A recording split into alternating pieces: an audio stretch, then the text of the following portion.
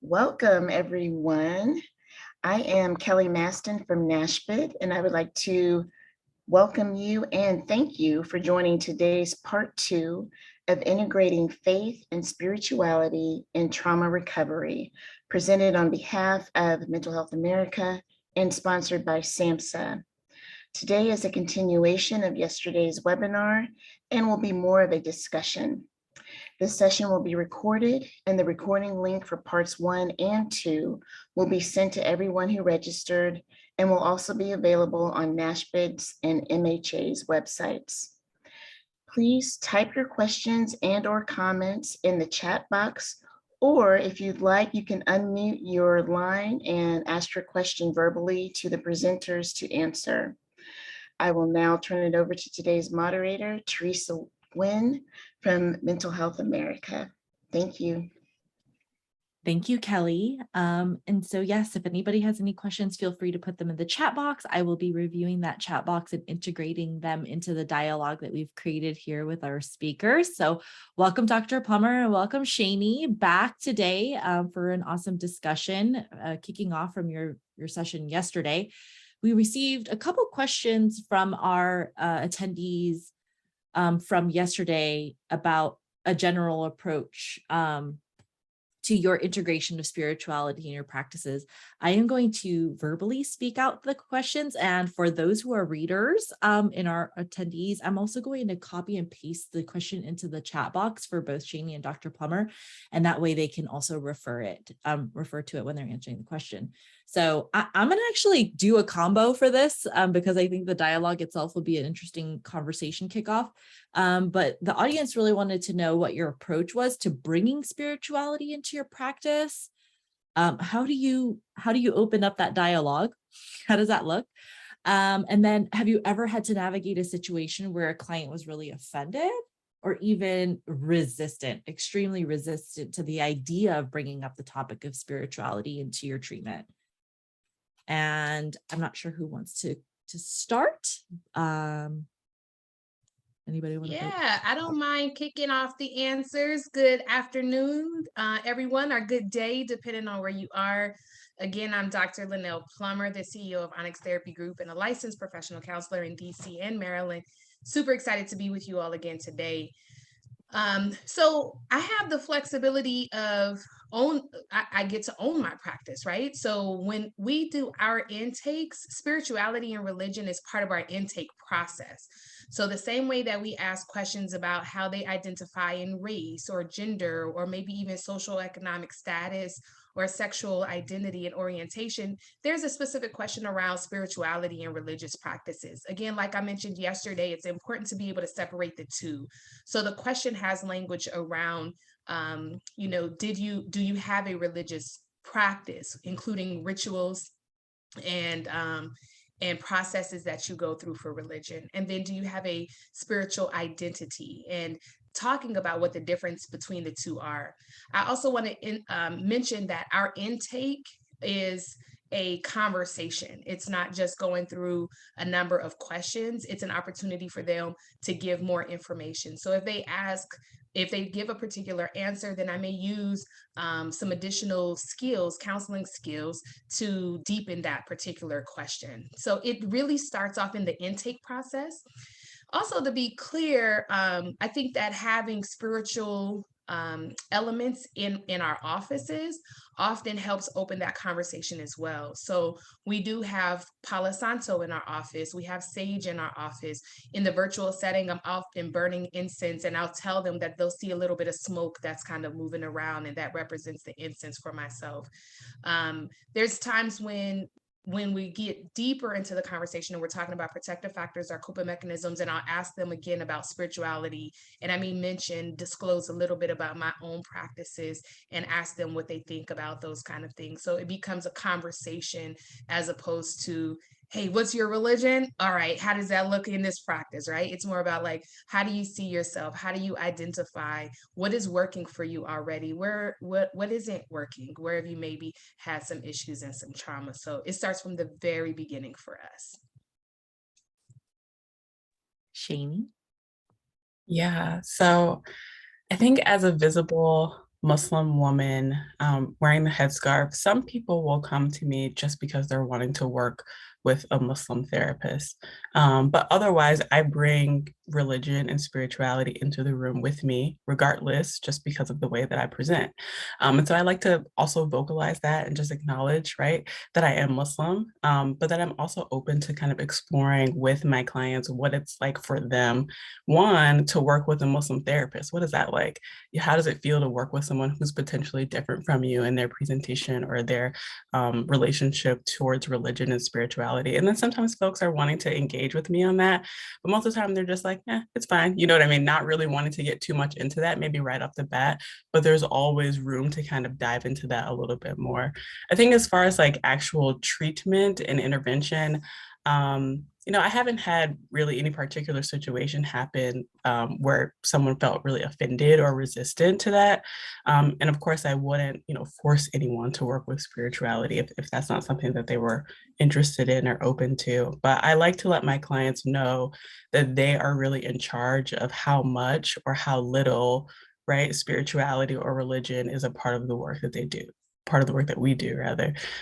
So knowing that we're in a partnership with this, but they're really leading, especially as something as personal and close as it can be to your heart, right, as spirituality and religion. Yeah, it does sound like taking a respectful approach is what you both do. You let the client lead the way rather than bringing it up in a way that maybe pushes a client when they're not ready. I see nods. Well, great. On that note, then, how can a therapist or from a different background become an ally to, for example, to a Black Muslim woman or someone who's coming from a different culture than you? That's Yeah. for both. Yeah. I'll go ahead and kick us off for that one.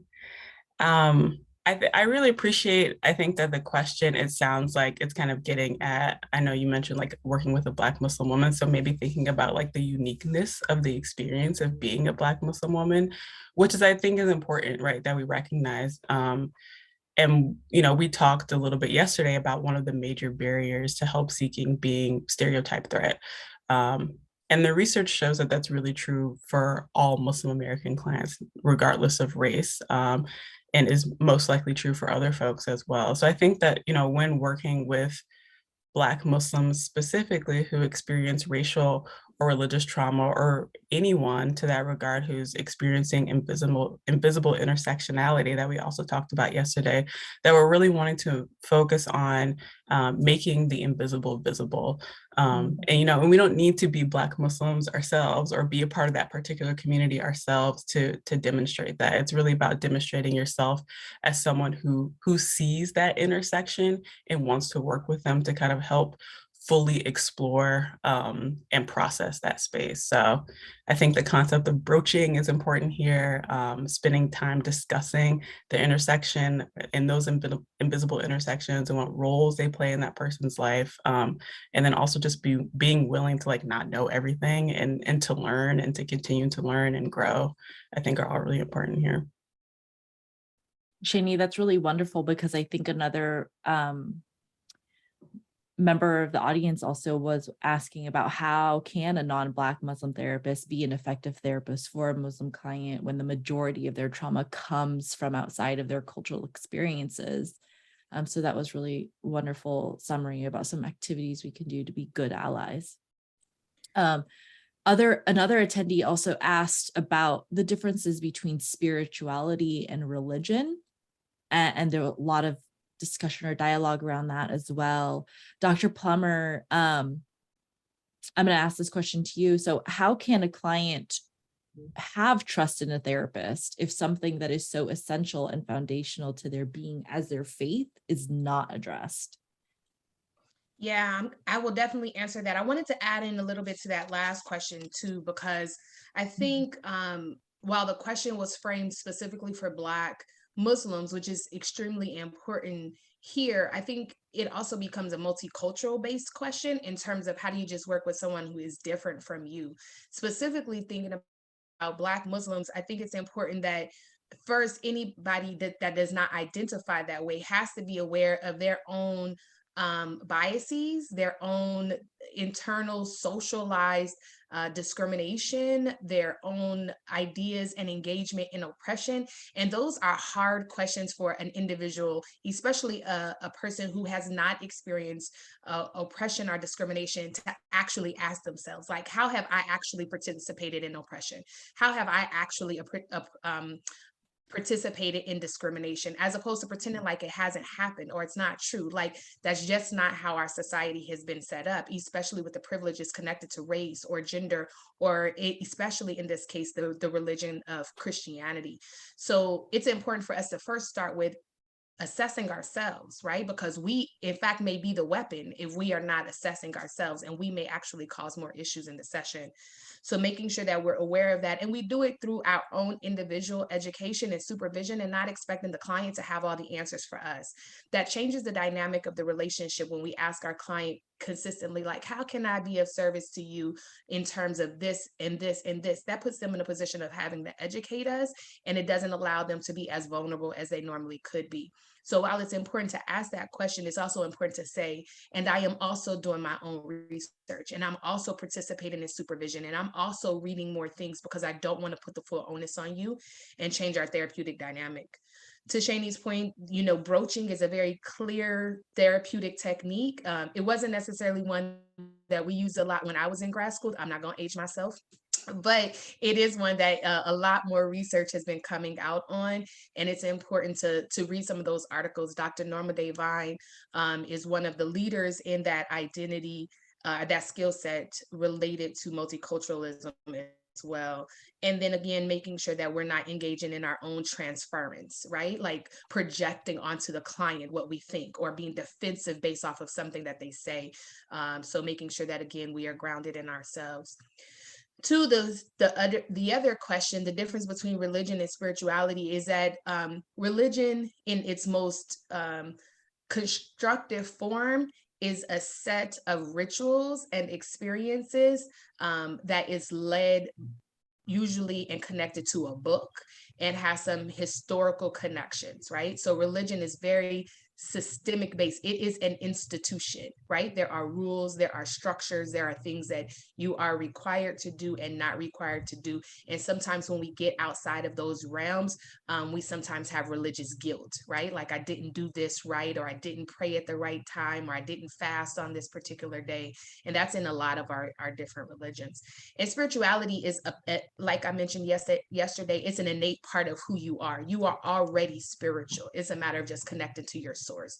So it's who you are, it's how you feel, it's how you connect to nature, to others, to yourself. It is spirit, and it's not necessarily defined, because spirit itself cannot be seen, but elements of religion can be seen. So it's important to be able to ask a client about their identity connected to spirit. Thank you, Dr. Plummer, for answering both questions. And Shani, I'd love to hear your thoughts. You, as a therapist, have information about being a Muslim woman. What has it been like to support someone who might come from a different religious background, and how are you able to support those clients? Yeah, so I talked a little bit about broaching. Dr. Plummer talked about broaching as well, and how important that can be. I think it's also important just to remember that faith is going to be different for each person, regardless of their religion or lack thereof. And just really being able to approach clients from this perspective of wanting to enter their world, and just not assuming that we know what it looks like. Even if I am having a client who's a Black Muslim woman like myself, not assuming that I know what that person's experience looks like. Just also wanting to, mention again, it's important that we're invested in our own personal growth, and that when we focus on diversity, or rather that when I focus on diversity, I want to make sure that I'm including religious diversity in that, knowing that each person has a different understanding of what their faith looks like, what their relationship to religion looks like, what spirituality means to them. It's so personal. And I think just being able to witness that with somebody, and to really be invested in that as a personal experience, learning and growing for yourself, and then also being willing to do that with someone else is so important, just like for our clinical work, but then also for the service that we do for religious minorities and people of all faiths. Yeah. And since you both mentioned broaching, what does that look like in a conversation for those in our audience who might not be as familiar with the approach? Dr. Plummer, do you want to take that one? Well, you were already unmuted. I was waiting on you. So I get the opportunity to study with Dr. Norma Davines at Johns Hopkins. And so when we are talking about broaching, we're usually talking about the very clear questions around identity and the very clear questions around multiculturalism and intersections. And when we address it with our students, we have to first address their hesitations around using courage or around saying things that may potentially be misperceived or be offensive. You know, a lot of times in our society, we are trying so hard to be politically correct that we actually avoid particular topics and statements. And broaching it from our perspective is around directly engaging in those questions that people don't often ask and that people don't often take the time to get to know. And when people are not asked, they oftentimes don't have the opportunity to be reflective or introspective, understanding that those are two different things. Reflection is different from introspection. And so they come to us to ask, to get the hard questions so that they can do the hard work of introspection and reflection. And so we must also do that when it comes to their identity and all forms of their identity. Again, we get stuck on things like race and gender because those are the things that we can see, right? Those are the visible pieces of our identity. But asking them questions specifically about what is your spiritual practice, you know, and if you have your hesitations, maybe even say that to a client, right? Because our clients are also socialized under political appropriateness, so they don't ask other people questions, and subsequently that causes issues in dating and marriage and also in jobs and interviews and all sorts of things. So you also get the opportunity to model for them what a courageous question looks like. And you could preface it by saying something like, hey, I know it's a question that we don't always get to ponder on, or we don't always get to ask, but we come here to think deeply, and we have only 50 minutes to do it, right? So let's get into the work. Tell me a little bit about how you identify spiritually, right? Or maybe later on in the sessions after you've already built rapport and have a stronger therapeutic relationship, and maybe something happens at their job and you may say, hey, I know this isn't a common question, but tell me a little bit about how you think your religious practice played a role in your response. Tell me a little bit about how your spirituality played a role in how you coped with this. Tell me a little bit about how we're going to incorporate your spirituality with your protective factors. And so it doesn't have to feel so weird. You again preface it and talk to them about the courage that it requires to ask some of those questions that aren't often asked, and again, be willing to role model for them. Yeah, I love that. I love the emphasis on us doing the hard work we need to do as therapists to make sure we're creating a culture of comfort and addressing questions that otherwise generally are avoided, which is true that in much of our training, so as much as the therapeutic relationship is something focused on, sometimes therapists are actively told as part of their training that they're supposed to avoid or not talk about some things. And it's very odd. I don't think it's quite person-centered when we think about how to build appropriate relationships with clients. I'm going to open up a dialogue about trauma and spirituality and religion. And I think that this might tee up Mark, who has asked a question in the chat box. So after we have this initial discussion, Mark, if you do want to chime in and elaborate on which Supreme Court decision you're referencing and how it ties to spirituality and religion, that would be really great. Let's see here. So yesterday, one of our attendees, Michael, said, I have been hearing much more about spiritual abuse, mostly from those either leaving or trying to heal from negative Christian church experiences with abuses of power. he did ask, how prevalent do you believe this is in the Black Muslim community? And how would you approach this issue with the client? So I'm going to open up with the question for both of you.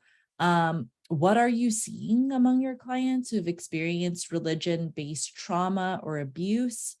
And any thoughts on how do you approach how to support clients in that space?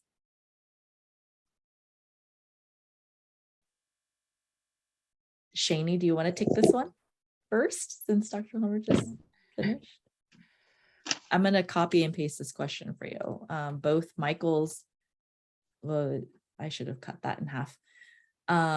So Michael's question was about abuses in the church. Are you seeing that in the Black Muslim community, or what do you see with people who have experienced some kind of religion-based trauma or abuse? Yeah, so I mean, spiritual abuse it's real. And unfortunately, yeah, it exists within, I think, all Muslim communities, including like Black Muslim communities. And so spiritual abuse, like just generally, is this idea of like using religion to like bully or manipulate other people. And I think it's especially prevalent, but maybe not as widely talked about with LGBTQ plus identifying folks who are really ostracized and bullied in many religious spaces, including Muslim spaces. I actually think it's like over 90% of imams in the US meet with like community members, Muslim community members, like talk about mental health issues. But these imams don't have any training to provide mental health services, let alone like trauma-informed care. So not only are folks like not getting the help that they need, but maybe getting re-traumatized or often even abused, right, by the clergy themselves. And so this is just like one reason why I think, a little bit of a tangent, but we as professionals, I think, need to continue to just expand our own cultural competency, because there are areas here where we can be partnering with clergy, right, to help close these gaps and make ourselves accessible and safe to different religious communities that we just really don't have a presence in right now. And, you know, we could be holding like workshops for clergy members and simultaneously like be making ourselves known as resources within this community. I think just like generally, as far as like advice or how I might go about working with clients that are experiencing spiritual abuse, I think probably the most important thing is to work with a trauma-informed therapist or someone who's trained in trauma work, because that's really how this needs to be approached from a framework of trauma. I think ultimately this is like a process of coming to ownership and a sense of autonomy, being able to regain ownership really over your own faith again and your own spirituality, and being able to come to a place where you feel safe and you feel comfortable enough to engage with spirituality and engage with faith on your own terms. And one thing that I do personally, or one thing that I share, I guess I'll say, is an affirmation that's a little bit more from the Islamic perspective. But I share this affirmation: no one can take God's love away from me, or no one can take Allah's love away from me. And so it's the idea of having ownership, right, over your religion and your faith when it's otherwise used in spiritual abuse to manipulate or to abuse you because of your. I think.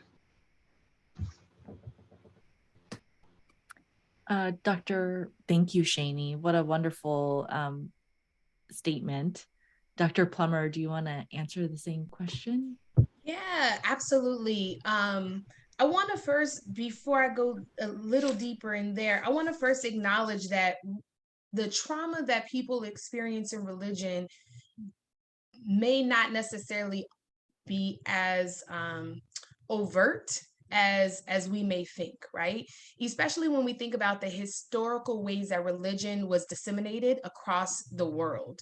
And it was oftentimes done through forms of oppression and violence, and making people do what they wanted them to do with the good intentions, right? Like that's the key here, right? People are often talking about, well, I have good intentions. Well, it's not always about intentions, it's about impact. So if we even think about Black people and Christianity and how they were exposed, how we were exposed to Christianity first through slavery, that becomes traumatic in itself. When there is a group of people who have taken away spiritual practices from another group of people and then use that religion to further oppress them, right? And so the religions in itself have an undertone of oppression that are already set in them. And it's hard for us to acknowledge that when we participate in some of those religions, right? But my God is all knowing and all loving. Yes, but people use that statement to hurt other people. And so there is a separation between who your God is and what is happening in this religion. That's that separation between spirituality and actual religious practices. And so we must be honest as clinicians with what is happening. Instead of being in denial, instead of being defensive, yes, this is what happened, right? And in working with the LGBTQ community, we see it most prevalent with them right now. But historically, it has happened to many other races, right? Any race, and I have the opportunity to study religion, right? And spirituality, but any race that is practicing those big religions has some form of oppression that was connected to it. And so we can't pretend that it doesn't. But when it's coming to the LGBTQ community now, we're seeing it a lot more because the resources are present, right? We have mass media where we are challenging ideas and things like that. So I think it's important to be honest with what is actually happening, being honest with which has happened, and again, checking our own countertransference and our own biases to ensure that we're not projecting or being defensive in those ways. But we're seeing quite a bit of exodus in my practice and the practices of which I work with my colleagues. We're seeing a big exodus from some of the traditional religions as people are understanding more about spirituality, and that their spiritual connection to source does not necessarily have to be tied to a religious document or tied to a religious practice.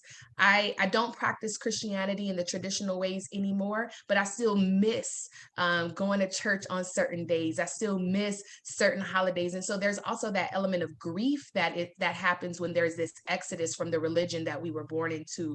So acknowledging that grief, like I mentioned yesterday, and acknowledging that loss, and how you can have something beautiful like an abundance of your spirituality while also grieving the old religious practices, and giving space for both to exist, and giving space for there to be fluidity. You know, folks in the LGBTQ population may still want to go to a church service, but don't necessarily want to be there for the sermon. They just want to be there for the songs, right? And so being able to encourage them to navigate their environments in ways that feel empowering and safe for them as well. I agree with Shani in terms of doing community work with our religious leaders.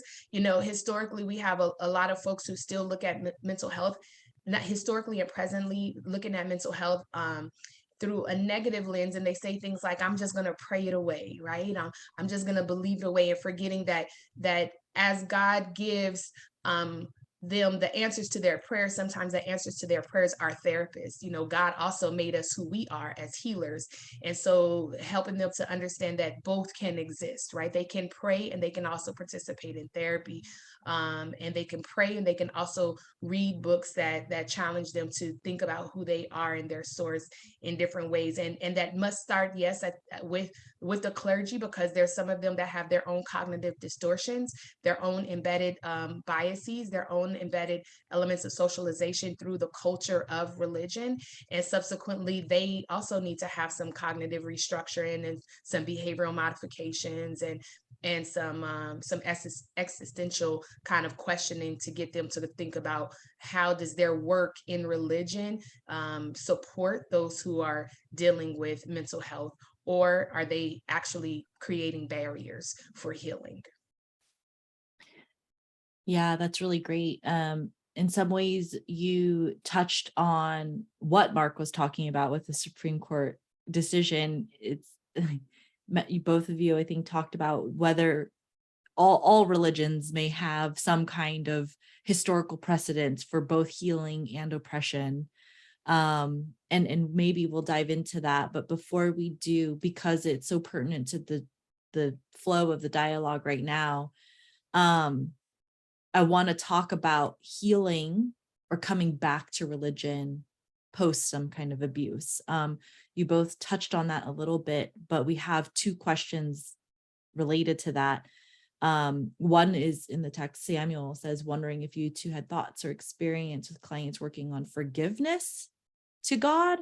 And then the other, very similarly, and you may have kind of started to dive into this, is that some religions have negative beliefs about LGBTQ people. How do you help a queer person who wants to stay in their faith? So both of these questions are about helping people heal, stay in their faith, or come back to God. Can you both address that question? Who wants to start? The questions are so deep, right? We're like, I know.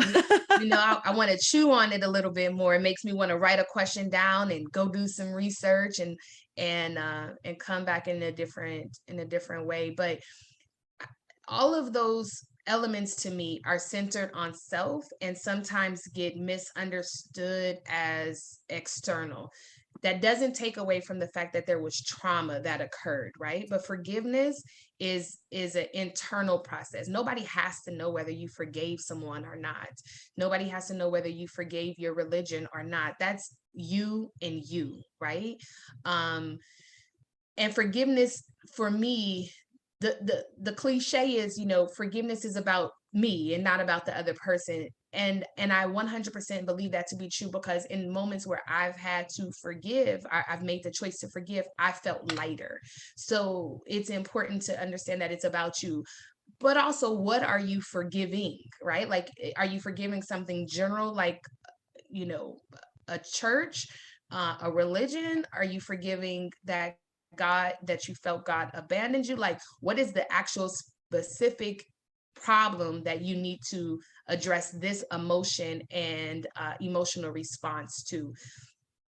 I agree with what Shani said a few minutes ago.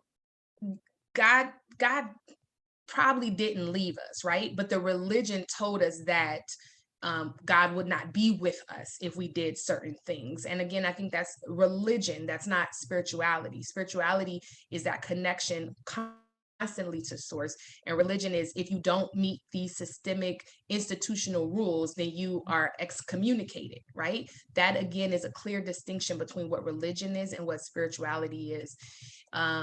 So I think that's a bit of a harder question to answer, but I would start with self. Like, what are you forgiving? What parts of the experiences were traumatic for you? What parts of the experiences still make you feel like there's an internal deficit? What parts made you feel like God abandoned you? In the LGBTQ community, specifically the T, we often talk about how God placed us in the wrong body. Maybe, but maybe not. Maybe you are also the vessel that was supposed to forge into the path of dual identity, or forge into being a trailblazer when it comes into transgender identity. Like, maybe it wasn't a mistake. Maybe it just didn't fit into the religious structures, and you are the one that's supposed to break those cycles. And that causes, when you don't know that you're supposed to break the cycle, you get overwhelmed. But when you do know that you're about to go into battle, you get empowered. You put on your armor, you put in those protective factors. And so maybe God didn't make a mistake, but maybe you were born into a religion that made you think that God made a mistake, So it's really a matter of like challenging what some of these core beliefs are around ourselves, around the world, around a religion, and doing it from my perspective in a very cognitive based way, that has a sandwich approach, because we never want a client to leave the session questioning heavily without the support of us. That's great. Shani, you want to add, expand, Yeah. address?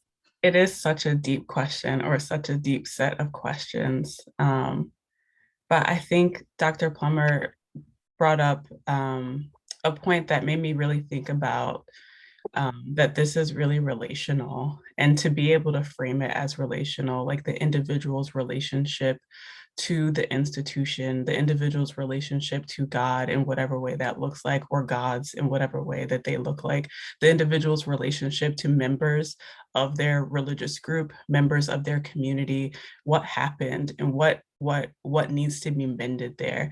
And so that's why previously when I was talking about trauma and how, and really this is a process of coming to ownership and ownership over that relationship. Someone in the chat talked about being able to reframe God, being able to take ownership of what your relationship to God looks like and how that makes sense for you. And it's much easier, obviously, said than done. This is a long process that takes a lot of hard work, right? And hard work of being able to kind of re-examine things that happened in the past, re-examine these various relationships, and really do that work. But yeah, great question, and definitely one that I think that we could probably spend much longer discussing. And Teresa, if I could add just one more specific statement. So the question of how do I help a queer person who wants to stay in their faith? I think it's really a matter of how they first identify faith. Is that a spirituality or is that a religion, right? Like, are you saying that you want to stay within your religious practices? Because if that's the case, then you can find a church that's affirming. And somebody put in the chat that they have affinity groups and they have congregations and they have, you know, additional meetings for folks that have different identities. A lot of our churches are becoming very, not just churches in Christianity, but a lot of the religions are starting to be a bit more open, and you can find it. And we're still in virtual settings. So many of these religious institutions still have some streaming options, right? Or they are recording and putting it on YouTube or something along the line. So you can find that if you want to stay within the religion. The faith piece as it pertains to spirituality here really makes me think again about how to address some of the trauma that they've experienced through religion and being able to separate faith from religion and understanding that faith probably has more to do with spirituality than a set of religious practices. Religion is a way to get to God. It is not God. It's so true. And I'm going to let us continue this conversation about trauma and religion versus trauma and spirituality practices of healing. Because Mark mentioned recent decisions in political systems, and I think everybody is feeling a lot of what the changes that we've experienced, honestly, for the last few years feels like for us. And I do certainly hear more data and information about people feeling distressed about what's going on in our political climate. I'm going to open up, I'm going to tee that up to Mark, who may want to come off mute to ask his question and help us to kick off in a dialogue about these issues that we may be supporting our own clients in. Great, healing. Thank you. What my question really is this. There's a recent decision where a Christian football coach had been fired for having a prayer in the middle of the field. And the Supreme Court said that religion could be brought into a school or a setting in that situation. Now, broadly speaking, I'm curious if it were Buddhism, a Muslim religion, Judaism, if you guys think it might have been seen differently or perceived differently or acted on differently, knowing some of the biases or stereotypes of other religions.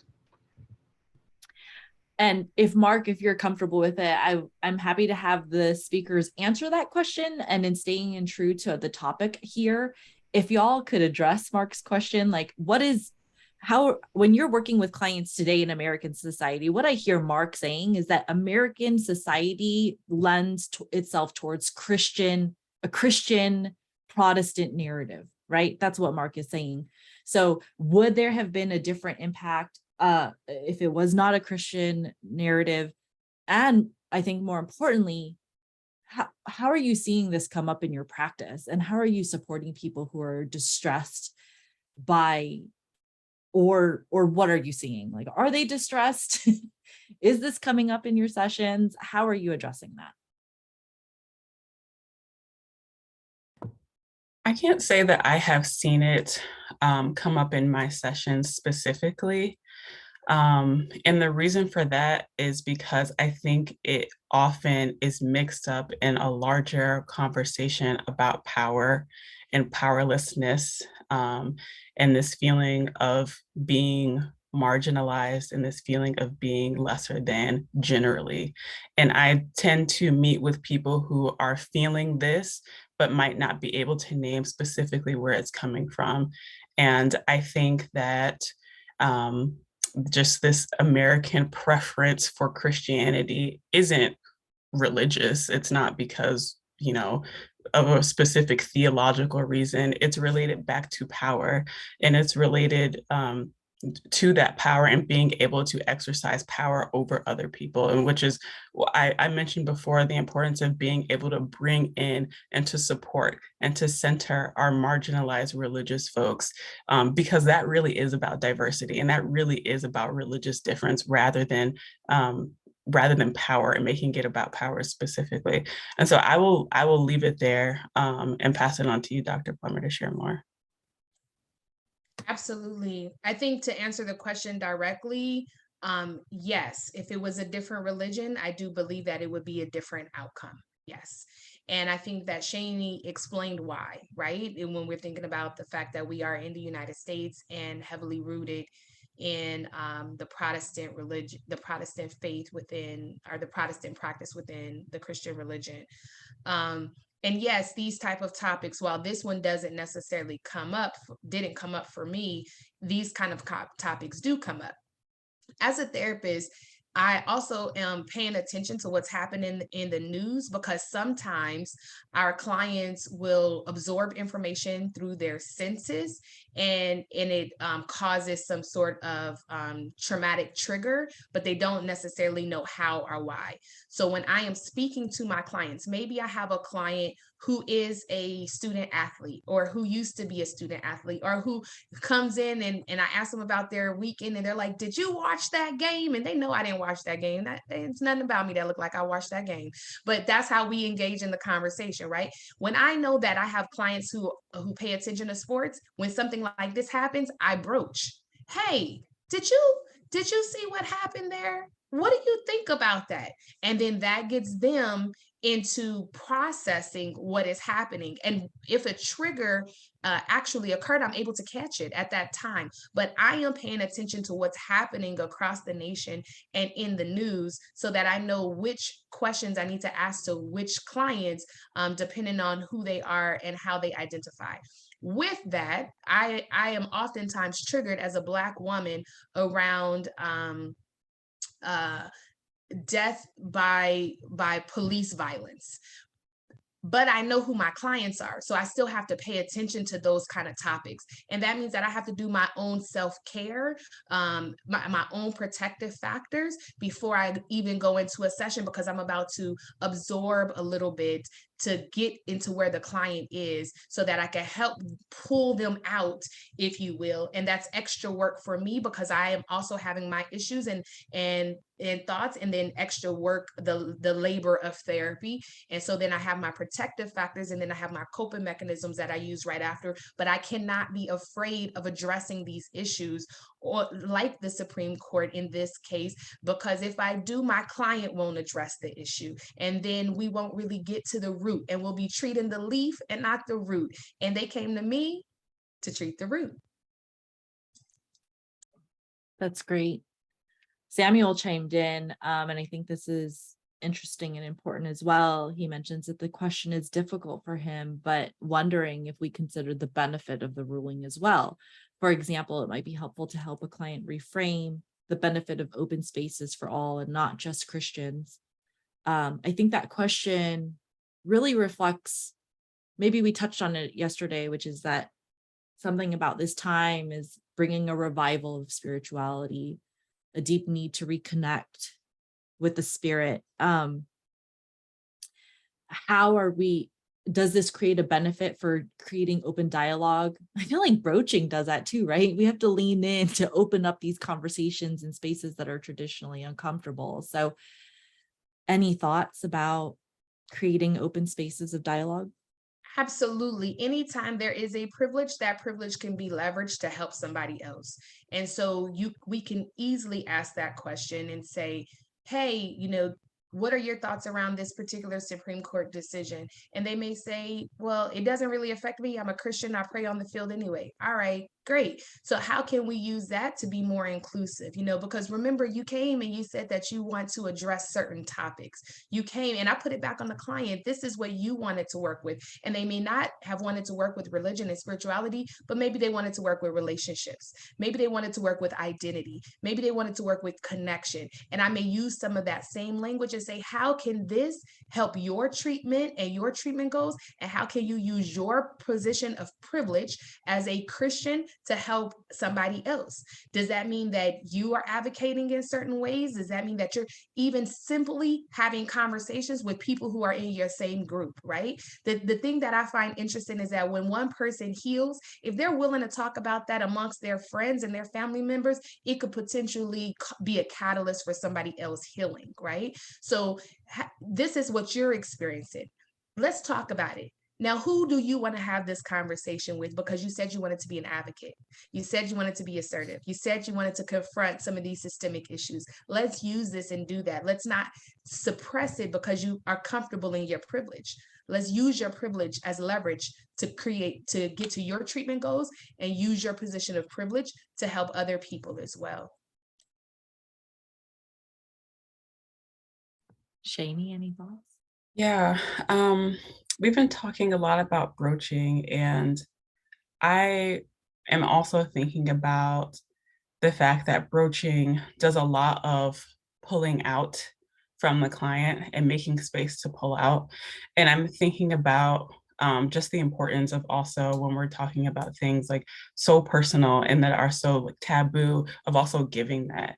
And I know that like self-disclosing is so taboo, right? As like a therapist, and you can't share anything about yourself, but I think it's so important to also be able to just be human in this moment and just be able to put out there what you're experiencing, and this is what's going on for me, what's going on for you right now, and being able to have a real genuine human space, I think is just also important when we're talking about a lot of these topics.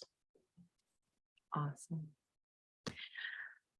We have about 10 minutes, and I think I want to spend this taking a deeper dive into protective factors and coping skills, if that would be all okay for y'all.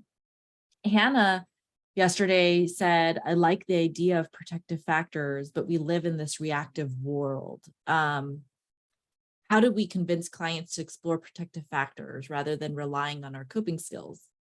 I kind of reshaped this question to kick us off. So the question is, when you are working with a client, are there specific tools or questions that you ask them to help someone explore their protective factors? Yeah. So asking about their physical health and then their social supports, I think are really big ones for me. But I also like to ask about kind of what they're doing that's creative, that feels soul nourishing, kind of going back to our larger theme, like what feels good for the spirit.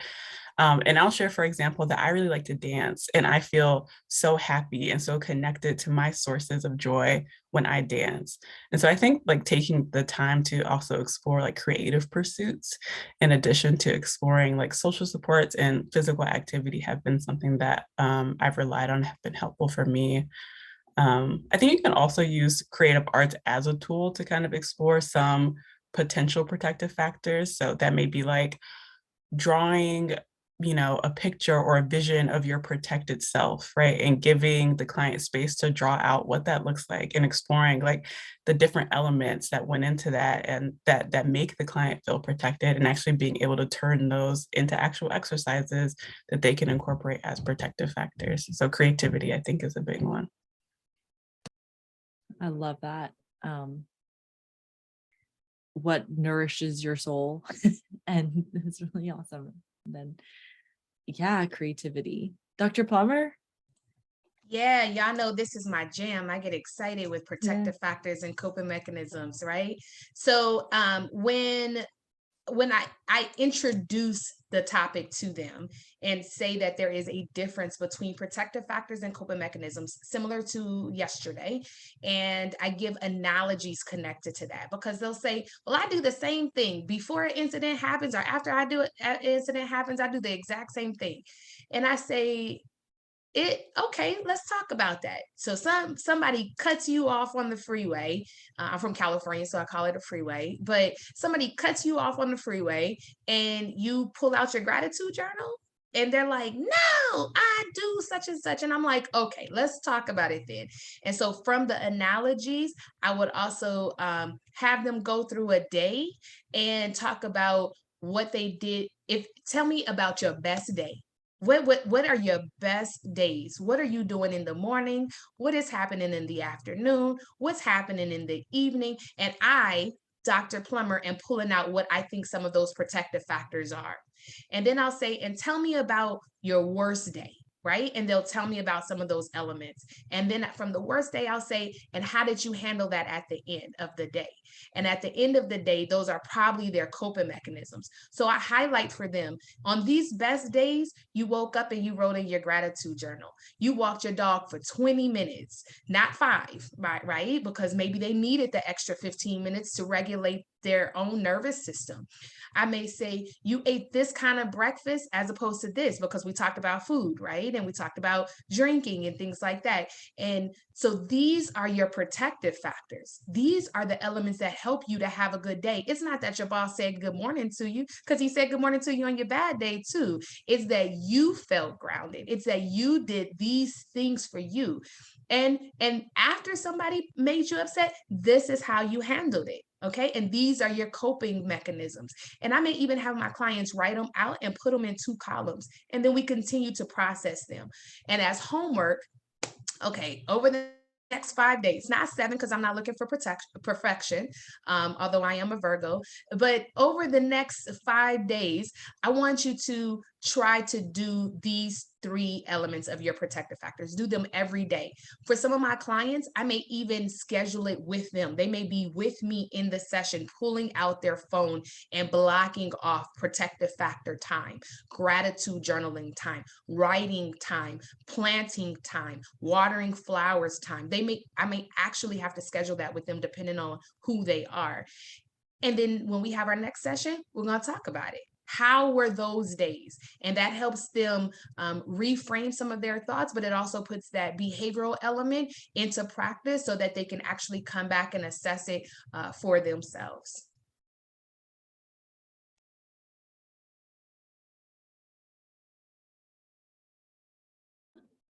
I think we have time for one last question. I think it does tie up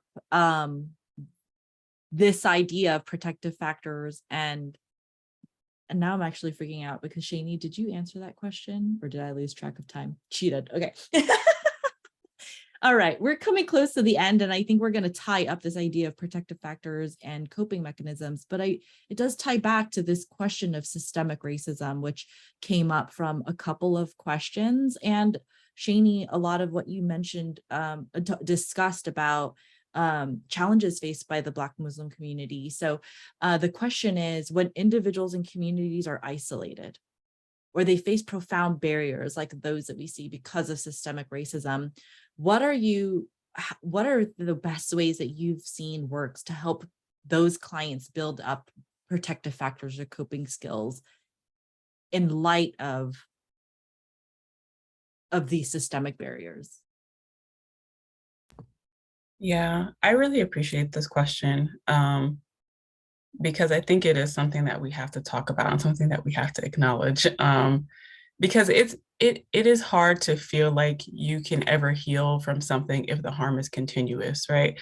So like harm, for example, like systemic racism, it's difficult to say like, okay, I have healed from systemic racism, I'm good now.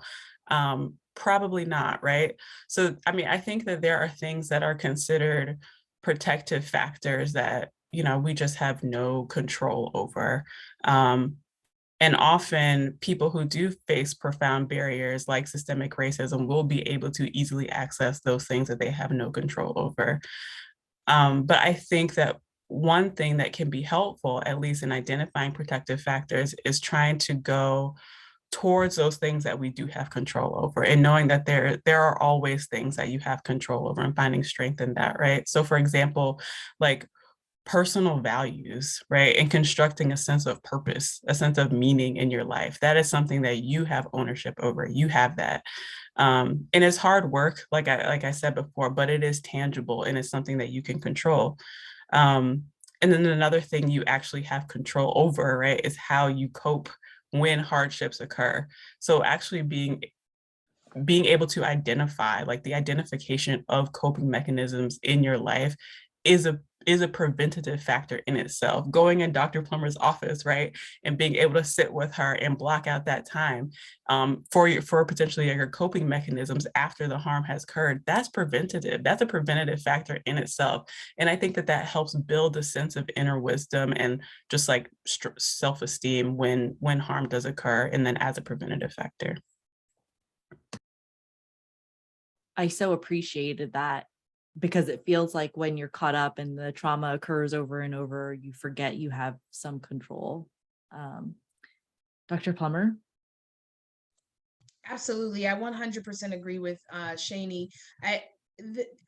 For some of us, just being, it can be traumatic, right? Like I am raising a Black son, and him just being is scary and traumatic for both of us, right? And the lessons I have to teach him along the way are different from the lessons that maybe some of his counterparts parents are teaching. And so I think acknowledging that to be the truth, and also because as we connected back to spirit, asking my clients, and why do you think that God made you in this body?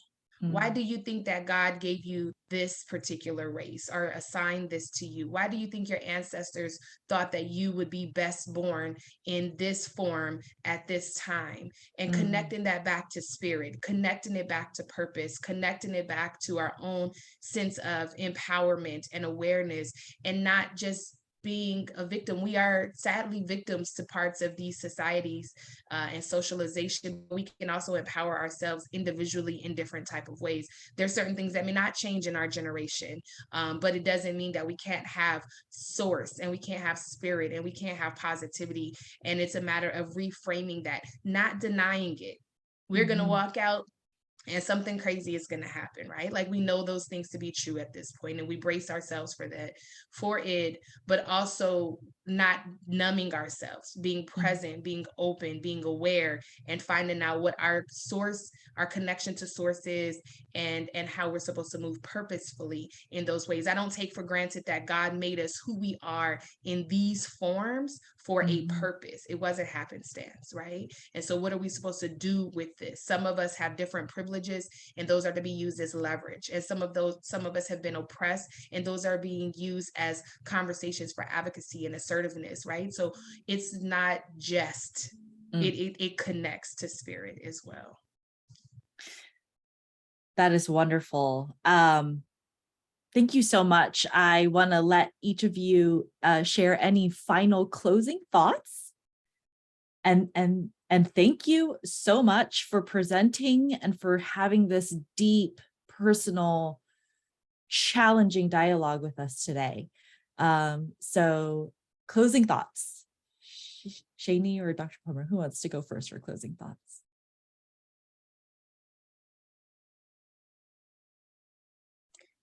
Shani, I feel like we're over here doing rock, paper, scissors, shoot, right?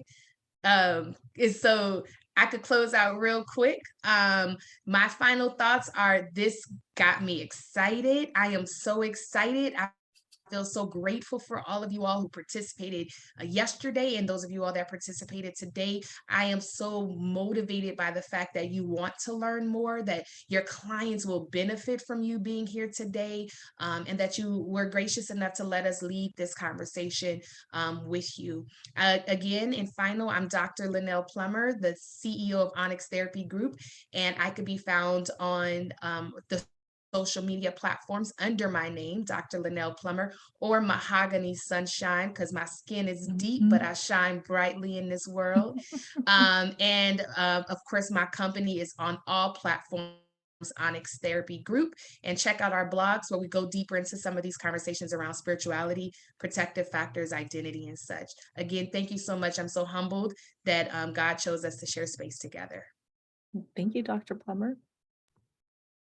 Yeah, my internet was just decided to freak out right at the end there, but I guess we made it through. But yeah, just echoing, thank you all so much for spending time with us to discuss this really important topic. Thank you for giving me the space to share about Black Muslim populations. This is not something that I've ever been able to do before. And so I just really appreciate the space and the interest and the willingness. And I am optimistic.